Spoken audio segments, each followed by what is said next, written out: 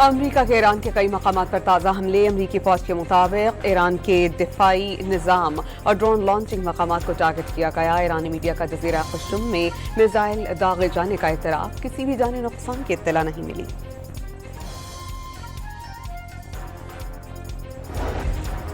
یک طرفہ معاہدوں کا دور اب ختم ہو گیا۔ امریکہ سے کہا تھا کہ اپنے وعدوں اور عزم کو پورا کریں ورنہ قیمت چکانا پڑے گی، اب اسے حقیقت کا سامنا کرنا ہوگا۔ ایرانی پارلیمنٹ کے اسپیکر باقر غالباف کا بیان۔ ایرانی فوج کا امریکہ سے اسلام آباد مفاہمتی یادداشت کی پاسداری کا مطالبہ۔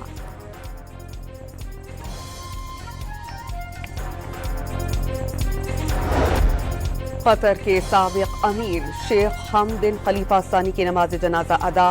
امیر قطر شیخ تمیم بن حمد الثانی اور دیگر قطری حکام کی شرکت۔ صدر پاکستان آصف علی زرداری کا سابق امیر قطر کے انتقال پر اظہار تعزیت۔ وزیر اعظم شہباز شریف قطر کا دورہ کریں گے۔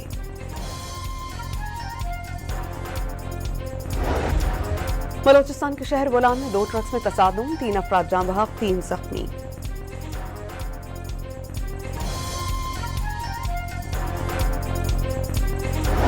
اگلے 3 سال کے لیے حج کی رجسٹریشن کا سلسلہ جاری۔ 3 لاکھ سے زائد افراد نے اندراج کروا لیا۔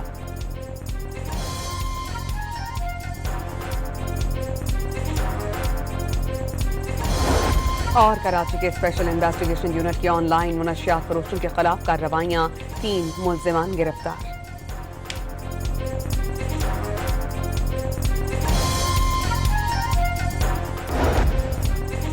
امریکہ کے ایران کے کئی مقامات پر تازہ حملے۔ امریکی فوج کے مطابق ایران کے دفاعی نظام اور ڈرون لانچنگ مقامات کو ٹارگٹ کیا گیا۔ ایرانی میڈیا کا جزیرہ قشم میں میزائل داغے جانے کا اعتراف، کسی بھی جانی نقصان کی اطلاع نہیں ملی۔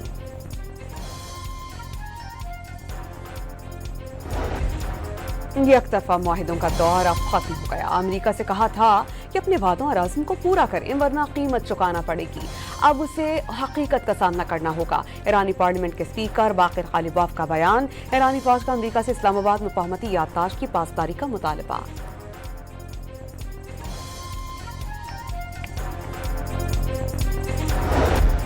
قطر کے سابق امیر شیخ حمد بن خلیفہ ثانی کی نماز جنازہ ادا۔ امیر قطر شیخ تمیم بن حمد الثانی اور دیگر قطری حکام کی شرکت۔ صدر پاکستان آصف علی زرداری کا سابق امیر قطر کے انتقال پر اظہار تعزیت۔ وزیر اعظم شہباز شریف قطر کا دورہ کریں گے۔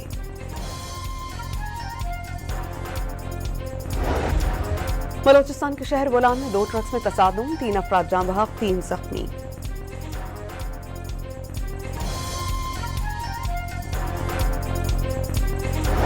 اگلے 3 سال کے لیے حج کی رجسٹریشن کا سلسلہ جاری۔ 3 لاکھ سے زائد افراد نے اندراج کروا لیا۔